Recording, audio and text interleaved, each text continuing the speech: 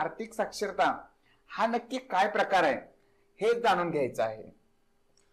नक्कीच मयूर, सर्वात महत्वाची गोष्ट जर पाहायला गेली तर आपण आयुष्यभर धडपडतो पैसे कमवण्यासाठी, आयुष्यभर आपण एक प्रकारे वेल्दी बनण्यासाठी, रिच बनण्यासाठी आपण प्रयत्न करत असतो। आणि हे सर्व करत असताना आपण जॉब करतो किंवा व्यवसाय करतो, या सगळ्या गोष्टी करत असताना सुद्धा आपण पैशाचं नियोजन मात्र करत नाही। जोपर्यंत आपण पैशाचं नियोजन करणार नाही, व्यवस्थित त्याचं प्लॅनिंग नाही करणार, तोपर्यंत आपल्याकडे एक योग्य प्रकारे पैसा साठणार नाही।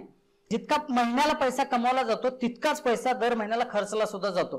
त्यामुळे बऱ्याच वेळा हे पाहायला मिळतं की तरुण पिढी अगदी लाख रुपये महिना कमवत असताना सुद्धा महिन्याच्या शेवटी पैसे नसल्याच्या अवस्थेत पाहायला मिळते। मी बऱ्याच वेळा पाहतो तरुण लोकांकडे तर पैशाचा अभाव दिसतो, पण अगदी रिटायरमेंटच्या एज पर्यंत आलेले लोक सुद्धा ज्यांनी प्लॅनिंगच केलेलं नाही आहे, त्यामुळे आज अशी परिस्थिती आहे की मी रिटायरमेंटला आलेलो आहे आणि आज माझ्याकडे ठीकठाक पैसा नाही, आता मी काय करू शकतो, अशी विचारणारी सुद्धा बरीचशी मंडळी माझ्यासोबत येतात, माझ्या समोर येतात। त्यामुळे खूप मोठा हा एक आर्थिक साक्षरता नसल्याचा तोटा आपल्याला पाहायला मिळतो। योग्य वयात जर या गोष्टी आपल्याला कळायला, योग्य वयातच जर आपण पैशाचं नियोजन करायला शिकलो तर खूप मोठा बदल आपल्या आयुष्यामध्ये येऊ शकतो, तो वेल्दीनेस आपण क्रिएट करू शकतो। सर, तरुणांना इन्व्हेस्टमेंट करताना किंवा आर्थिक साक्षर नक्की व्हायचं कसं याबद्दलचे जे काही प्रश्न आहेत त्याची मी थोडेफार एक लिस्ट काढून आणले। सर, मला त्या प्रश्नाचे उत्तर तुम्ही द्याल अशी मी तुमच्याकडून अपेक्षा करतो। सर, मला वाटतं की ज्यावेळेस तरुण आर्थिक साक्षर होण्याची सुरुवात करत असतो त्यावेळेस त्यांनी सुरुवात कशी करावी?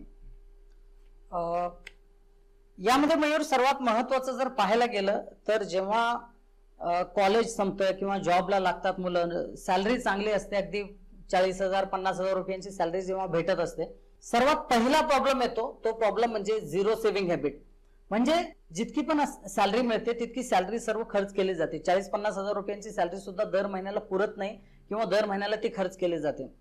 तर असं न करता याच्यामध्ये थोडंसं सेव्हिंग करणं खूप महत्वाचं आहे। यामध्ये जर पाहायला गेलं तर बऱ्याच वेळा काय होतं की चांगली सॅलरी मिळायला लागल्यानंतर तरुण मुलं फॅन्सी गॅजेट्स, काही वेळा फॅन्सी ड्रेसेस यामध्ये पैसे इन्व्हेस्ट करतात किंवा महागड्या गाड्या घेतात। जसं बघायला गेलं तर रॉबर्ट कियोस्की यांचं रिच डॅड पुअर डॅड पुस्तक आहे आणि त्याच्यामध्ये एक फॉर्म्युला दिलाय, खूप जबरदस्त फॉर्म्युला आहे। मी सर्वांना रिकमेंड करेन की हे पुस्तक नक्की सर्वांनी वाचलं पाहिजे की आपण कधीही आहे ना ऍसेट्स क्रिएट केले पाहिजेत।